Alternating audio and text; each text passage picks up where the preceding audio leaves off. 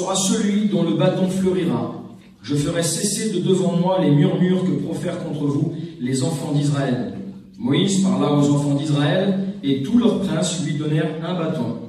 Chaque prince un bâton, selon les maisons de leur père, soit 12 bâtons. Le bâton d'Aaron était au milieu des leurs. Moïse déposa les bâtons devant l'Éternel dans la tente du témoignage. Le lendemain, lorsque Moïse entra dans la tente du témoignage, voici, le bâton d'Aaron pour la maison de Lévi avait fleuri. Il avait poussé des bourgeons, produit des fleurs et mûri des amandes. Amen. Ce texte est un texte magnifique, il y a tellement de choses à dire. Je suis content que les frères aient chanté ce cantique, l'histoire de Moïse.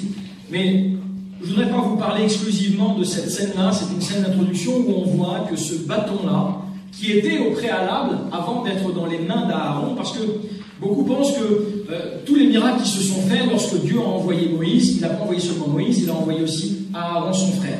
Et ce qui est formidable, c'est que Dieu va dire dans Exode 7, il va dire à Moïse, je te fais Dieu pour Pharaon.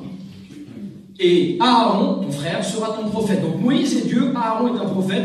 Voilà qu'ils sont envoyés tous les deux. Et à chaque fois que le miracle se fait, pour toutes les plaies d'Égypte, à chaque fois c'est Aaron qui intervient.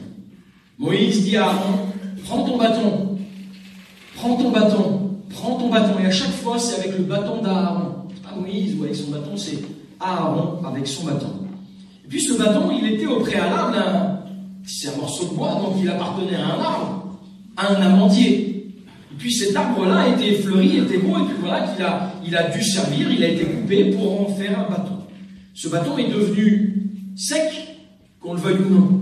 Ce bâton est devenu sec, mais il était un moyen dans les mains d'Aaron pour opérer des miracles. Pour opérer des miracles. Et puis peut-être qu'aujourd'hui, des chrétiens, des chrétiennes, vivent des miracles au quotidien. Vivent des miracles. C'est-à-dire que Dieu peut vous utiliser à travers votre chant, votre témoignage, votre ministère même. Dieu peut vous utiliser, vous utilise. Et le constat est là. Le bâton, lui, s'il pouvait parler. Bien sûr, Seigneur, tu te sers de moi. Bien sûr qu'à travers mon chant, des gens sont touchés. À travers ma prédication, à travers mon témoignage, à travers ma vie de tous les jours, mon activité dans l'église, mon activité en dehors. Mais moi, Seigneur, je suis sec. Moi, où je suis. Et puis Dieu va voir ce bâton. Dieu va prendre en considération ce bâton. Et c'était mon introduction, mais je voudrais vous parler d'un homme. On va revenir sur cette histoire de ce bâton. Je voudrais vous parler d'un homme dans la parole de Dieu, un homme que beaucoup connaissent, c'est Daniel. Alors, il n'y a pas tellement de rapport au départ entre la vie de ce bâton et la vie de Daniel. Mais on va voir que Daniel va faire une expérience formidable qui va bouleverser sa vie. C'est pas exceptionnel pourtant aux yeux humains, au regard humain, bien que c'est quand même une belle expérience, mais cette expérience, aussi simple soit-elle, va être un moyen de bouleverser sa vie. Simplement 3 mots. Et ça va être le thème de mon message, on va le voir ensemble. Daniel, au chapitre 8, va vivre une expérience. On sait tous que Daniel a vécu des miracles. Il est un moyen de bénédiction. Lorsqu'il est dans la fosse, face au lion, la Bible dit que Dieu va envoyer son ange pour fermer la gueule des lions. Il va vivre des expériences formidables avec Shadrach, Meshach et Abednego, avec ses collègues. Ils vont être des moyens de bénédiction exceptionnels. Puis voilà qu'à un moment, dans Daniel, au chapitre 8, on voit que Daniel va recevoir une vision. Une vision pour l'avenir du peuple d'Israël, l'avenir de l'humanité. Il va recevoir une vision, puis il ne va pas bien la comprendre, cette vision. Et ça va être un petit peu compliqué pour lui. Et la Bible nous dit, dans le livre de Daniel, au chapitre 8, je vais vous faire la lecture, parce qu'il y a 3-4 textes simplement sur lesquels je voudrais m'appuyer. Ce sont des textes simples. Daniel 8, 18.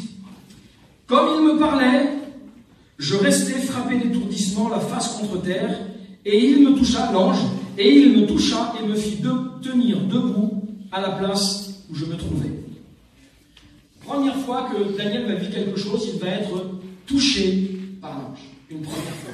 Pour tenir debout, pour être fortifié, parce que si Dieu veut nous toucher, c'est pour ça. C'est pour nous rendre forts, pour nous faire tenir debout. Peut-être que ce matin, il y a des personnes qui sont là et qui n'ont plus la force d'être debout.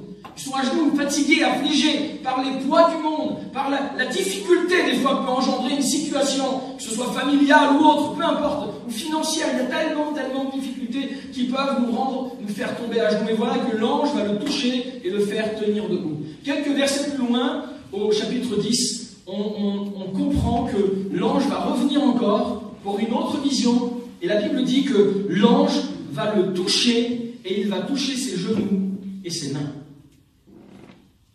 Ça nous est arrivé que Dieu touche notre vie, nous fasse tenir debout et on travaille pour Dieu, et c'est ce qui se passe pour Daniel. Les genoux sont symboles de la fermeté, de la force, de la stabilité. Parce que vous le savez certainement que tout notre squelette repose sur nos genoux.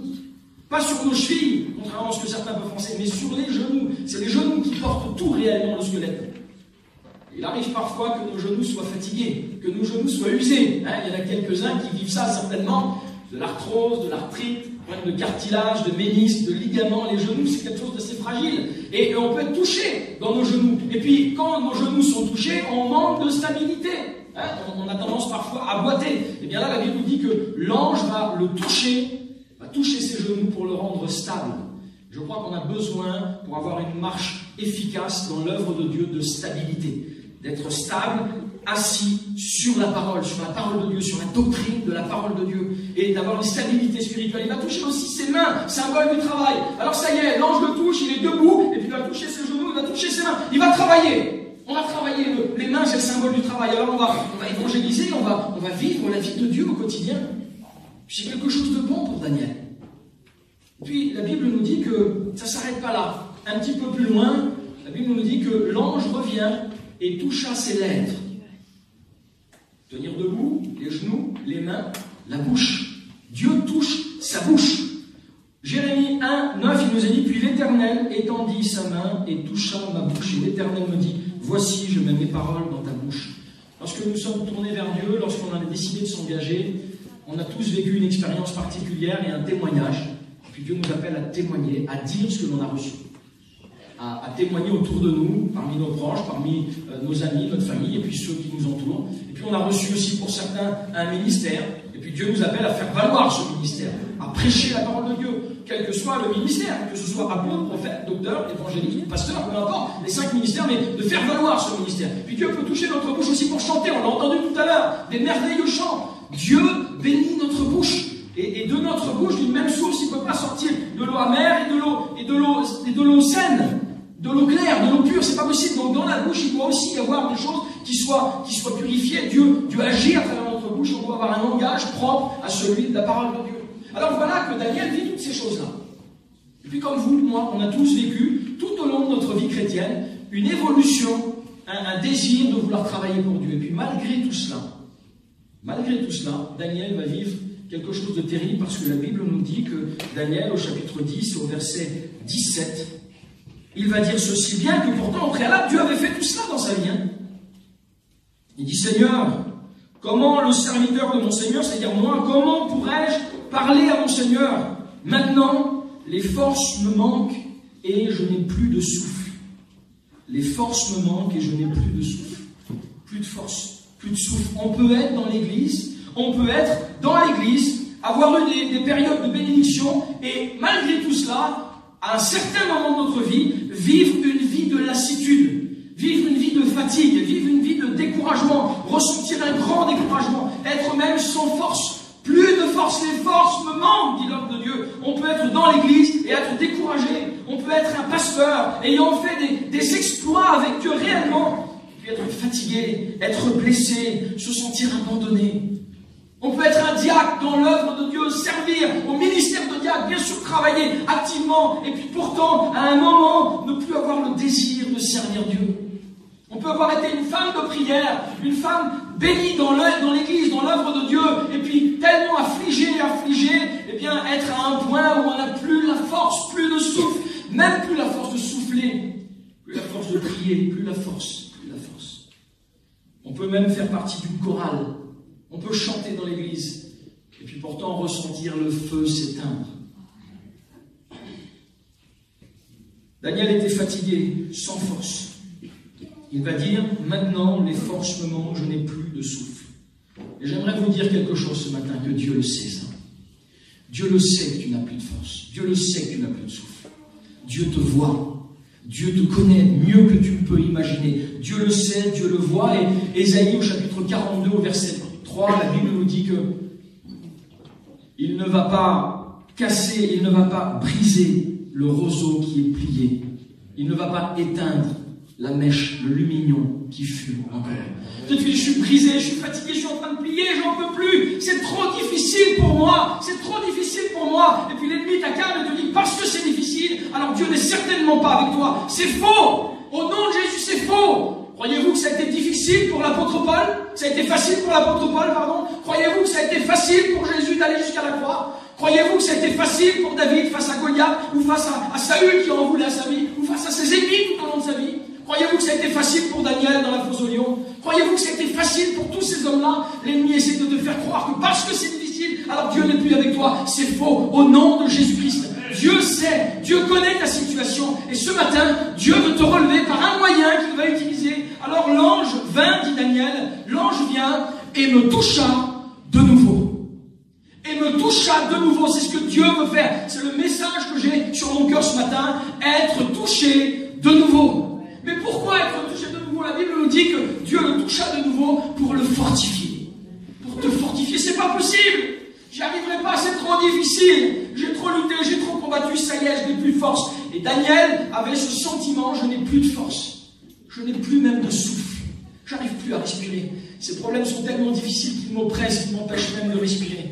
Je n'ai plus la force d'aller au travail. J'ai plus la force de faire mes affaires. J'ai plus la force de prier. J'ai plus la force de faire la Bible. J'ai plus la force, Seigneur.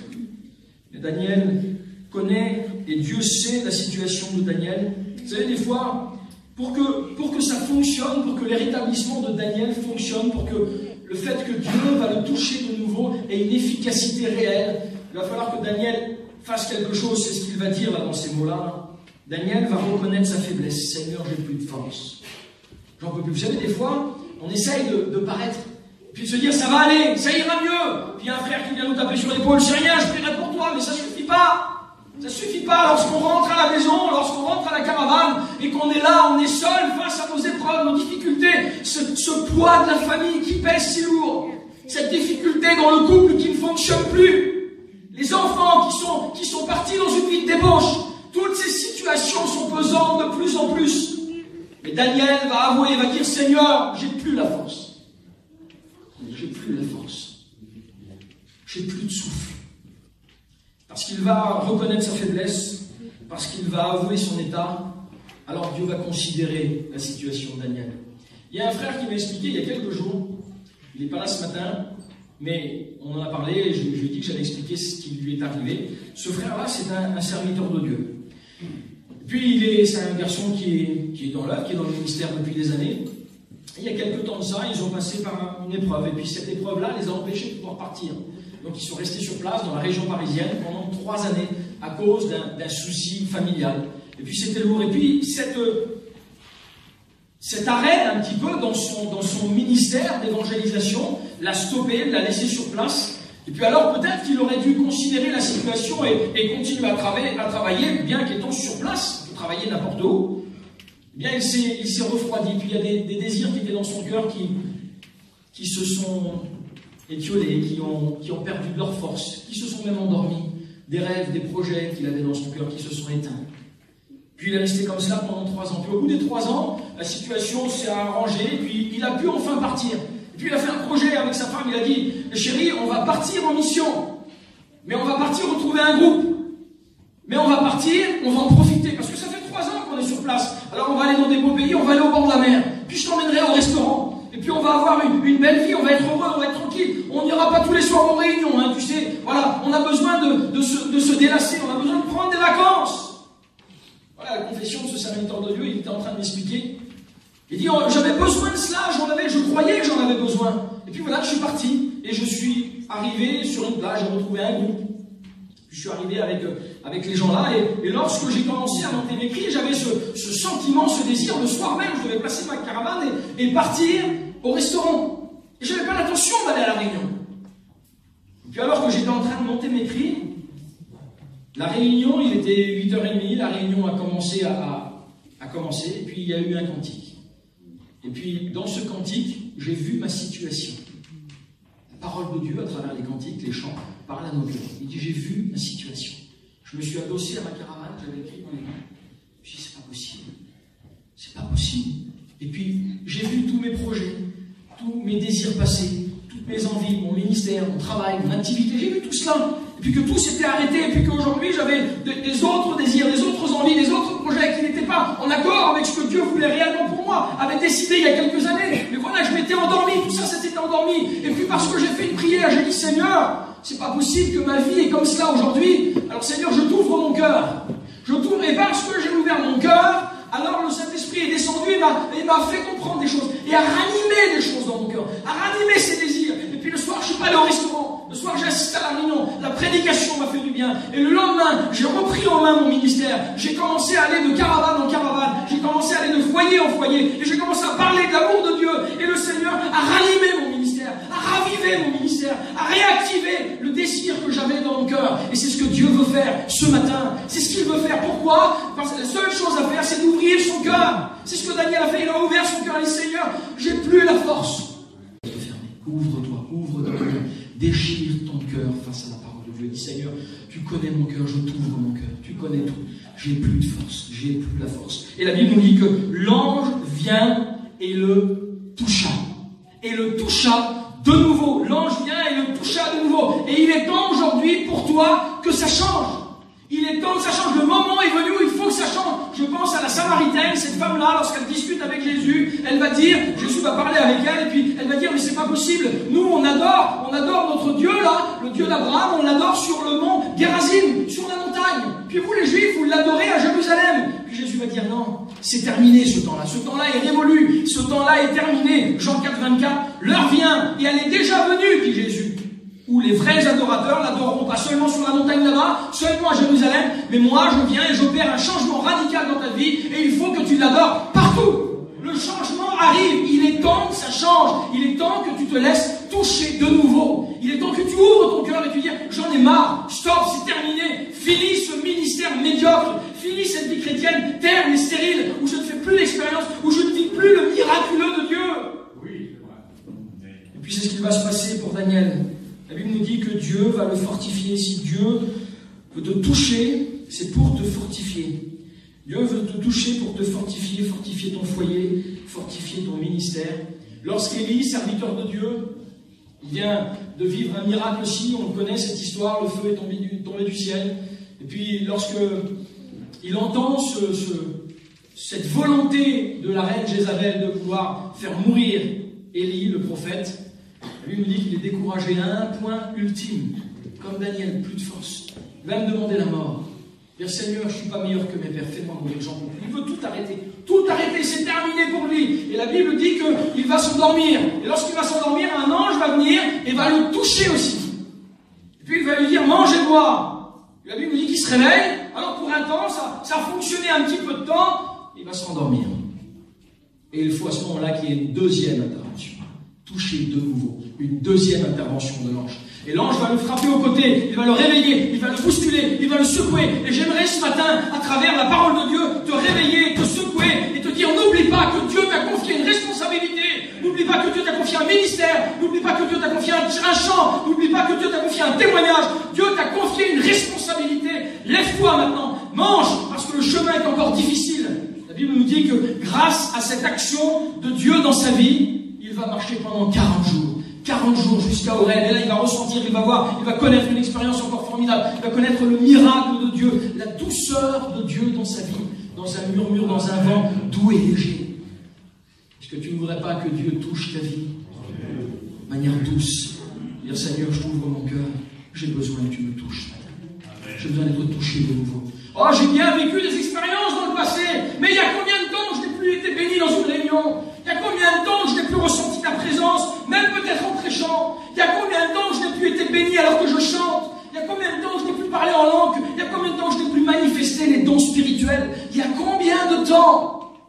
Il est temps que ça change. Il est temps que ça change, te dit Dieu. Dieu va le toucher pour le fortifier. Dieu va le toucher pour avoir un nouveau désir. Et c'est ce que Dieu veut créer dans ton cœur, veut raviver un nouveau désir. Un nouveau désir, une nouvelle restauration.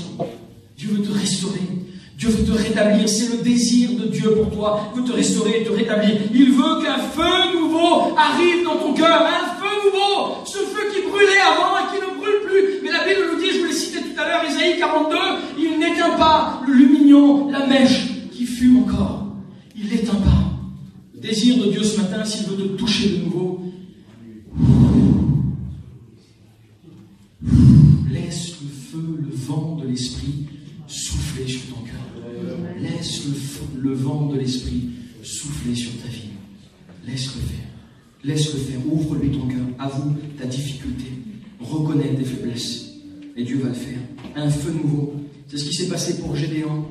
La Bible nous dit qu'il y avait là des aliments pour faire un sacrifice. Et l'ange vient et avec un bâton toucha ces aliments et les consuma. Un feu nouveau est venu. Jérémie va dire ceci au chapitre 20, au verset 9. C'est un feu qui brûle dans mon cœur. C'est un feu qui brûle dans mon cœur. Et je vous le dis toute la semaine. Depuis quelques jours, je sais que je dois porter la parole ce matin, c'est un feu qui brûlait dans mon cœur, matin, midi, soir, la nuit, je me réveillais, je marquais des choses et je passais du temps dans la prière, c'était un feu qui brûlait dans mon cœur. Et chaque serviteur de Dieu, lorsqu'on a un message de Dieu, c'est un feu qui brûle dans nos cœurs. Quand on doit s'apprêter, peut-être pour certains, à chanter, c'est un feu qui brûle dans nos cœurs. Avant de ressentir et d'avoir un mot pour une prophétie, ce feu se réanime et brûle dans ton cœur. C'est ça l'action de Dieu puissante. Parce que certains disent, mais tu sais, nous, on n'a pas un esprit de force et de puissance, parce que la Bible nous dit dans Zacharie, chapitre 4 et verset 6, c'est ni par puissance, ni par force, mais par mon esprit. Détrompez-vous, c'est ni par puissance humaine, ni par force humaine, dit Dieu, mais par l'Esprit de Dieu, parce que la parole nous dit que nous avons été revêtus d'un esprit de force et de puissance, et non de timidité. Dieu veut que tu aies une vie puissante, une vie d'abondance. Dieu veut te faire vivre le miracle au quotidien. C'est important de s'en rappeler. Dieu va le toucher pour un nouveau désir, une nouvelle restauration, un feu nouveau, une nouvelle onction. Une nouvelle onction. Je pense à David, lorsqu'il va recevoir l'appel de Dieu dans 1 Samuel au chapitre 16, il va être appelé de son champ, et puis il va venir dans la tente de son père Isaïe, et le prophète Samuel va le joindre. Il va recevoir l'onction pour devenir pour un service royal. Quelques versets plus loin, on apprend qu'il va remporter une victoire face à Goliath. L'œuvre, l'action de l'esprit anime son cœur. La Bible nous dit qu'il va être saisi à partir de ce jour jusque dans la suite. Première onction. Et voilà, les années passent. David est un jeune garçon, les années passent. Puis il semblerait que la promesse annoncée n'arrive pas. C'est pas possible, pourtant Dieu m'avait promis. Le prophète, il a envoyé le prophète pour qu'il me voie comme roi. Je vais être roi d'Israël. C'est quand même formidable ça. Dieu m'a fait une promesse et rien ne se passe. Peut-être que tu as reçu une promesse dans ton cœur et tu ne vois rien arriver. Rien ne se passe. Les jours, les semaines, les mois, les années passent et rien. Pas de guérison. Pas d'expérience. Pas de miracle. Rien. C'est long. C'est long, c'est long. Une quinzaine d'années vont se passer. David va avoir 30 ans. Et dans le livre de 2 Samuel au chapitre 5, on le découvre aussi dans 1 Chronique chapitre 11, on voit que David va être là à Hébron. À Hébron qui nous signifie l'onction. C'est là où il y a eu une onction particulière. David est à Hébron. Et là, tous les lévites d'Israël. La première onction, elle est chez lui, dans sa maison, dans son foyer, dans l'intimité. Et puis là, tous les lévites d'Israël, là, 340 000 hommes de tête sont là. Tous les anciens d'Israël sont là. Et à ce moment-là, David va recevoir une seconde onction qui va l'introniser comme roi en Juda d'abord pendant 7 ans et demi. Et ensuite à Jérusalem, sur Israël, pendant 33 ans. Il va être roi pendant 40 années. Ça y est, la bénédiction arrive. La deuxième onction pour l'accomplissement de la promesse. Le fait que Dieu te touche une deuxième fois, une troisième fois, une 10e fois s'il le faut, pour l'accomplissement de la promesse. Ça y est, elle arrive. Elle vient. La promesse arrive. Je suis convaincu que la promesse est en train d'arriver. Si tu ouvres ton cœur, Dieu veut te toucher de nouveau pour une nouvelle onction. Une nouvelle onction, quelle importance. C'est David qui dit ça au psaume 92 au verset 11. Oins-moi d'une huile fraîche. D'une huile fraîche. Vous n'avez pas besoin d'une huile fraîche ce matin. Vous n'avez pas besoin que Dieu vous touche de nouveau. Vous n'avez pas besoin de nouveau de ressentir la présence de Dieu. Vous n'avez pas besoin de nouveau d'être brisé, touché sur votre chaise, que votre cœur soit déchiré, ouvert en deux. Vous n'avez pas besoin de ça. Moi, j'en ai besoin. J'en ai terriblement besoin. Dieu va le toucher pour une nouvelle œuvre, pour une œuvre nouvelle, pour un miracle nouveau. C'est ce que Dieu veut faire, une œuvre nouvelle dans ta vie, dans ton cœur. Dans l'évangile de Jean, chapitre 21, Pierre est là, et puis la Bible nous dit qu'ils ont péché toute la nuit. Et puis ils vont apercevoir Jésus. Jésus va leur dire, avez-vous à manger? Non, on n'a rien. Vous n'avez pas pris de poisson? Non, on n'a rien, on n'a pas pris de poisson. Puis Jésus va leur dire, va leur donner un conseil, un commandement, un ordre même. Pierre, jette les filets encore. La deuxième, encore une intervention de Dieu, toucher de nouveau, fais-le, mais je l'ai déjà fait. Pierre n'a pas regardé aux circonstances, n'a pas regardé à sa fatigue. Seigneur, je suis fatigué, j'ai plus de force comme Daniel. Seigneur, on a péché toute la nuit. Seigneur, on est des spécialistes, on est des pécheurs. Les circonstances n'étaient peut-être pas favorables pour jeter le filet d'une nouvelle fois. Et puis à travers cela, Jésus va lui dire, tu l'as jeté une fois à ta manière, à toi. Tu as essayé peut-être depuis des semaines, des mois, des années, et puis il ne s'est rien passé en réalité. Si tu essayais à la manière de Dieu, à la manière de Jésus, Jésus va lui dire, Pierre, jette le filet de l'autre côté, à ma manière, à moi maintenant. Oui, mais c'est pas facile, c'est compliqué. Oui, ça peut être compliqué. Je peux comprendre que des fois, on a des choix à faire, des décisions à prendre, parce que la vie de Dieu, il faut savoir en payer le prix. Et payer le prix, c'est pas facile. On a tous envie. La chair, on a tous la même chair. On a tous envie de se reposer le soir sur le canapé. On a tous envie de regarder un bon film. On a tous envie de passer du bon temps. On a tous envie d'avoir de la détente. Mais nous, les pasteurs, on n'est pas des extraterrestres. On a aussi ces envies, parfois notre chair a aussi ces envies. Oui, mais voilà, on a fait un choix. On a fait un choix de servir Dieu. Et vous avez fait un choix de servir Dieu. Et Dieu ne nous a pas dit que ce serait facile, il nous a dit qu'il serait avec nous. C'est deux choses différentes. Et comme je vous l'ai dit tout à l'heure, ça n'a pas été facile pour Paul. Tout au long de son ministère, il a vécu des difficultés. Ça n'a pas été facile, ni pour David, ni pour Joseph, lorsqu'il a été enfermé dans la citerne. Lorsqu'il a été envoyé en prison, lorsqu'il a été accusé à tort, ça n'a pas été facile, non, mais Dieu était avec lui. Et j'aimerais vous dire que même si ce n'est pas facile, Dieu est avec vous. Et moi, je sais que comme vous, on a envie ce matin d'être prêt à payer le prix pour voir le surnaturel de Dieu. Je veux payer le prix, être prêt à passer du temps dans la prière, du temps dans la louange, du temps à genoux, à la place de rester assis sur le canapé. Je préfère me mettre à genoux devant mon canapé et dire, Seigneur, j'ai besoin de toi, j'ai besoin de ce feu nouveau, de cette onction nouvelle. J'ai besoin que tu me touches de nouveau. J'ai besoin que tu me touches de nouveau. Et c'est ce qui va se passer pour Pierre. Il va faire à la manière de Jésus une nouvelle fois. Il va essayer encore une fois. Et puis on va voir le miracle, la fameuse pêche miraculeuse. Dieu va le bénir. Être touché pour une œuvre nouvelle. Pour une œuvre nouvelle. Vous savez, on a des projets. Le projet est d'agrandir l'église. Et vous voyez, ce matin, par exemple, je vais vous montrer quelque chose. Le parking est plein ce matin. Toutes les voitures sont là. Si on voulait agrandir l'église, sur la partie avant du terrain, on va dire, on voudrait agrandir l'église. On a un désir. Seigneur, j'ai un désir que tu crées une œuvre dans mon cœur. J'ai un désir que tu fasses quelque chose dans mon foyer. J'ai un désir nouveau. J'ai quelque chose dans mon cœur. Ah oui, mais il faut faire quelque chose.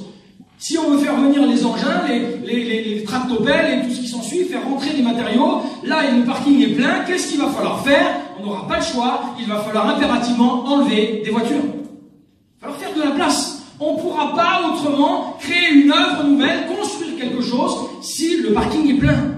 Seigneur, fais une œuvre dans mon cœur. Mais j'ai pas de place, dit Dieu. Il faut que tu enlèves des choses. Il faut que tu enlèves des choses. Du temps. Donne-moi du temps. Seigneur, je voudrais vraiment que tu fasses quelque chose dans mon cœur, que tu bénisses mon foyer, mon ministère, ma vie, mon champ, peu importe, je voudrais que tu fasses quelque chose. Mais Dieu te dit ce matin, je n'ai pas assez de place pour créer une œuvre dans ton cœur. Enlève des choses. Tu n'as pas de temps pour moi. Tu n'as pas 5 minutes pour moi. C'est ton travail, c'est ton activité, c'est ta famille, c'est tes affaires. Et moi, dit Dieu, je voudrais créer une œuvre. Dieu voudrait créer une œuvre dans ton cœur, dans ton foyer, dans ta famille, dans ton ministère. Mais il voudrait de la place. Il voudrait de la place. Seigneur, ce matin, je veux te faire de la place. Je veux prendre la décision de marcher comme toi tu le veux. Je veux prendre cette résolution, Seigneur, de marcher à ta manière, à toi. À ta façon à toi, de faire des choix, de prendre des décisions, de marcher dans le miracle de Dieu, de marcher dans le surnaturel de Dieu. Pour ça, aide-moi, aide-moi. Dieu t'aide par le moyen du Saint-Esprit à montrer la lumière dans ta vie, de dire il y a ça qui ne va pas, il y a ça qui ne va pas. Il faut enlever ça, il faut enlever ça, il faut enlever ça. Et après, je vais pouvoir travailler. Là, tu n'as pas à faire. Dieu ne fera jamais à ta place ce que tu pourras faire toi. Le Saint-Esprit est en train de parler à ton cœur à travers sa parole et te dire c'est ça. Moi, je ne veux pas rentrer dans les détails. Vous savez, chacun sait la place que les choses peuvent prendre dans notre vie. Et je ne veux pas rentrer dans les détails, je ne veux pas être maladroit, mais chacun va pouvoir adapter à sa vie, à son foyer, à sa situation, les besoins qu'il a. Seigneur, je veux que tu crées une œuvre nouvelle. Laisse Dieu faire le surnaturel. Et puis, je l'ai cité en introduction, et je vais maintenant arriver à ma conclusion avec ce bâton. Vous allez comprendre pourquoi je vous ai dit tout ça. Parce que, comme je vous l'ai dit, ce bâton, qui était issu d'un amandier, va devenir dans les mains d'Aaron un moyen de bénédiction, mais lui va être sec. Et là, il va se passer quelque chose de formidable. Coré, c'est un homme de la Bible, avec deux autres frères, des Rubénites, vont revendiquer leur légitimité en tant que premier-né des fils de Jacob. Ruben était le premier-né des fils de Jacob. Et il va revendiquer sa légitimité du droit d'aînesse. Il va dire, c'est pas normal que ce soit les Lévites, que ce soit Aaron. Et puis, dans cette affaire-là, Moïse va se trouver un petit peu peut-être embêté. Il aurait pu se trouver embêté. Mais il sait que le choix d'Aaron et que les Lévites vient de Dieu. Mais malgré tout, pour montrer au peuple, il va jouer le jeu. Il va jouer le jeu que ces hommes lancent comme défi à Dieu et à Moïse. Moïse aurait pu dire, c'est mon frère, hein. C'est mon frère, alors je le laisse à sa place. Il n'a pas voulu, il a voulu leur montrer que ce choix n'était pas un choix issu du favoritisme, issu de son désir à lui, de sa volonté pour placer son frère, mais que ça venait réellement de Dieu. Alors Dieu va leur dire quelque chose. Il va dire à Moïse, tu vas leur demander à chacun des pères de chaque famille, donc les 12 tribus d'Israël, les 12 qu'ils amènent un bâton. Chacun va amener son bâton et va marquer son nom dessus. Ruben, tu marqueras ton nom Ruben dessus. Judas, tu marqueras ton nom Judas dessus. Issachar, même chose. Dan, même chose. Nephtali, même chose. Zabulon, etc. Et puis voilà que les 12 hommes arrivent et les 12 bâtons sont là, y compris celui d'Aaron, la famille de Lévi. Et puis voilà que les 12 bâtons sont là et Moïse va les placer le soir dans la tente d'assignation, ce qu'on appelle la tente du témoignage. Et Dieu va dire, celui pour qui le bâton va fleurir, alors c'est celui-là que j'aurais choisi. Peut-être que certains auraient pu dire, mais c'est pas possible. Le bâton, il est mort, il est sec. Il est sec, il n'y a plus rien qui peut sortir de bon. Et peut-être que c'est ce que l'ennemi te fait croire depuis des jours, des semaines, des mois, des années. Tu es sec, plus rien ne peut sortir de bon. Ça y est, tu vas mourir. Le miracle n'est plus possible dans ta vie, ni dans ta vie personnelle, ni dans ton ministère, ni dans ce que Dieu t'a confié, ni dans les promesses qu'il t'a faites, ni dans ton foyer, ni dans ta famille. C'est terminé. Aaron aurait même pu penser à ça, mais comment est-ce possible? Malgré peut-être les incompréhensions et les pensées différentes, ils avaient la foi en Dieu qui animait leur cœur parce qu'ils voyaient au quotidien des miracles. Et je voudrais te rappeler les miracles que Dieu a fait dans ta vie. La Bible nous dit que Marie repassait ces choses dans son cœur. Repasse tous les miracles que Dieu a fait dans ta vie. Repasse-les maintenant sur ton cœur et rappelle-toi toutes les fois où Dieu t'a béni. Et c'est ça qui va susciter ta foi. C'est ça qui va motiver, encourager ta foi à revenir à la surface. Et la Bible nous dit que les 12 bâtons vont être là, par terre, dans la tente. Et le lendemain matin, en une seule nuit, Dieu va opérer un miracle qui aurait dû se faire en une année. Parce que le bâton va, les bourgeons arrivent. C'est un miracle, mais allez, peut-être que c'est la saison. On va se dire, c'est le printemps. Depuis quelques jours, nous sommes au printemps. C'est le printemps, c'est normal que ça arrive, c'est normal qu'il y ait des petites bénédictions, mais ça ne prouve pas vraiment que Dieu soit avec moi. Oui, mais là, Dieu ne veut pas seulement que des bourgeons viennent dans ta vie. Il ne veut pas seulement nous donner de manière parcimonieuse, comme ça, par petites touches, par des touches du doigt, là, de temps en temps, quand je parle que l'ange est venu et a touché de nouveau Daniel, c'est qu'il l'a saisi, il l'a pris par la main, il l'a serré, il a posé ses mains sur lui. C'est ce que Dieu veut faire. Il ne veut pas simplement te toucher parcimonieusement du doigt, comme ça. Il veut vraiment te saisir, il veut t'employer, il veut te rendre utile à 100%. Et c'est ce que Dieu va faire. Il ne va pas simplement faire des bourgeons dans ta vie. Petite chose, un petit frisson sur ta chaise, petite bénédiction. Tiens, Dieu ce matin m'a béni. Non, Dieu veut faire plus, il veut que des fleurs arrivent. Ah, là c'est en une nuit. Vous avez vu, on est au printemps en ce moment. On a tous des arbres un petit peu autour de chez nous, là on voit, on regarde et on le sait, on le sent parce que le soleil arrive, même si c'est difficile, mais le soleil arrive. Et parce que le soleil commence à arriver, parce que la température commence à se réchauffer, alors les bourgeons commencent à gonfler. Et puis dans quelques semaines, les bourgeons vont être tellement gonflés qu'ils vont exploser et sortir une fleur. Et c'est ce que Dieu veut faire ce matin. Il veut vraiment que ta vie explose. Tu sens peut-être la température en train de se réchauffer. Tu sens que depuis quelque temps, le Seigneur est en train de travailler ton cœur. Ça y est, le printemps arrive, les fleurs arrivent, les bourgeons sont gorgés, et puis d'un coup ils éclatent, ils explosent. Et c'est ce que Dieu veut faire ce matin. Il veut que des bourgeons naissent, mais il ne veut pas simplement que des bourgeons naissent, il veut que ta vie chrétienne fleurisse. Que ta vie chrétienne fleurisse. Et il y a combien de temps qu'elle n'a pas fleuri? Dieu voudrait ce matin que ta vie fleurisse, que ton foyer, que ton ministère fleurisse, que tu partes d'ici, que tu partes avec ça dans ton cœur et te dire Seigneur, je veux qu'elle fleurisse, je veux le miracle de Dieu. Les hommes y ont cru et c'est ce qui s'est passé. En une seule nuit, Dieu a fait le miracle qui aurait dû se faire en une année. D'un bois sec, la sève va monter, les bourgeons vont arriver, les fleurs vont arriver et les fruits. Une saison, une année, sur les 4 saisons, une année. Dieu a fait le miracle en une seule nuit qui aurait dû se faire théoriquement en un an. Des choses qui sont longues, qui ont duré depuis trop longtemps. Dieu te dit maintenant, le moment est venu, l'heure de la bénédiction. Ce texte de la parole de Dieu d'Habakkuk nous dit, si la prophétie tarde, si la bénédiction tarde, mais si la prophétie tarde, alors attends-la, elle viendra certainement. Peut-être que Dieu t'a parlé à travers une prophétie, à travers un frère, à travers une soeur, à travers sa parole. Et puis c'est long, c'est long. Et ça devrait mettre des années. Mais ce que Dieu fait ce matin, c'est que ce qui aurait dû durer un an va durer quelques heures, une nuit, instantanément quasiment.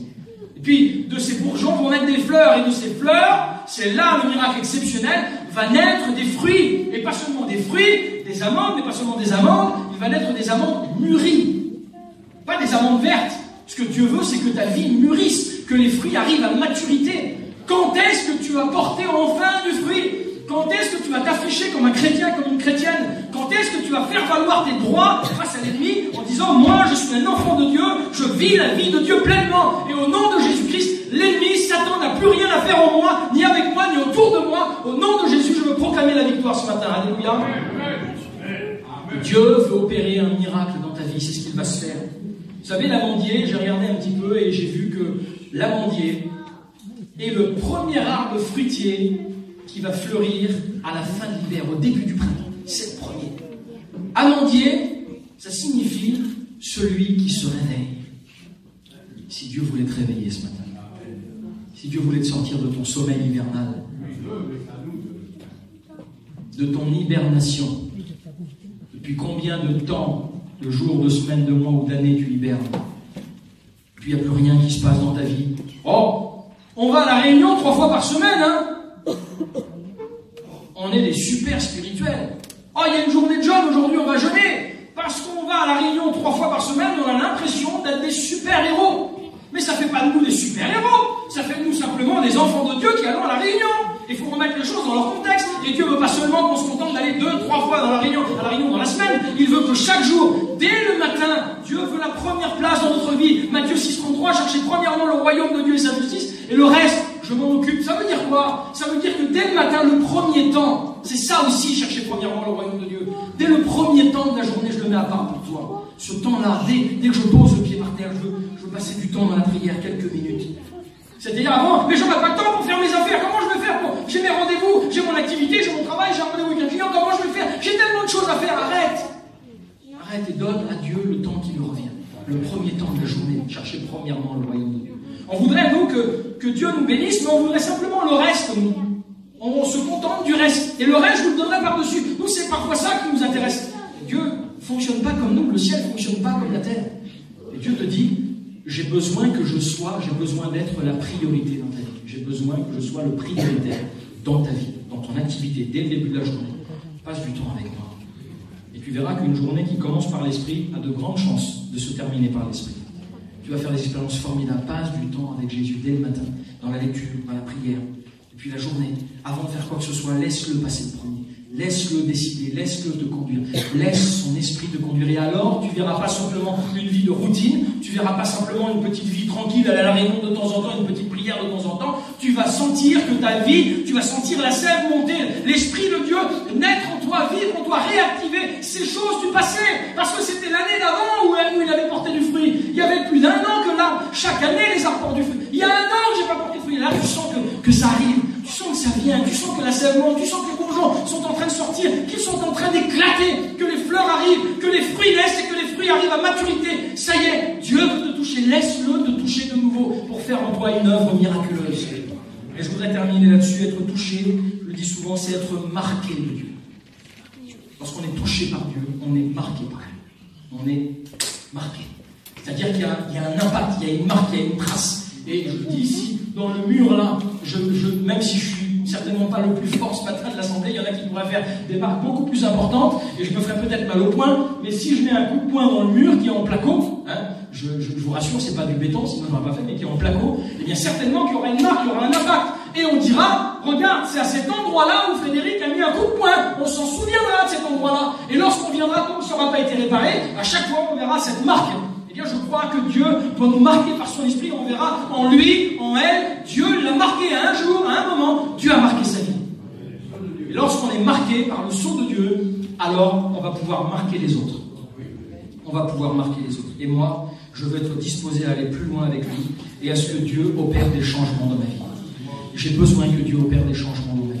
Des changements dans ma vie. J'ai besoin de voir la vie de Dieu exploser en moi. Être disposé à payer le prix d'une progression avec Dieu, même si c'est pas facile. Je veux mener une vie comme vous, je veux mener une vie qui soit agréable à Dieu. Et je veux entrer dans son plan, dans sa plénitude, dans la plénitude des promesses qu'il a réservées pour moi, qu'il en réserve pour moi. Pas vous? Si, moi aussi. Alléluia. Est-ce que vous voulez qu'on prie le Seigneur? Est-ce que vous voulez qu'on demande à Dieu sa grâce? Est-ce que vous voulez qu'on demande à Dieu qui nous touche de nous? Ah Seigneur, viens nous toucher de nous. Pendant qu'on prie, je voudrais que Pauline se prépare à chanter de nouveau son cantique qu'elle a chanté tout à l'heure. C'est pour ça que j'ai voulu qu'elle chante ce cantique. Touche ton peuple encore une fois. Est-ce que vous voulez vous laisser toucher par Dieu encore une fois? Est-ce que vous voulez croire que l'amandier va refleurir? Est-ce que vous voulez croire que les amandes vont arriver?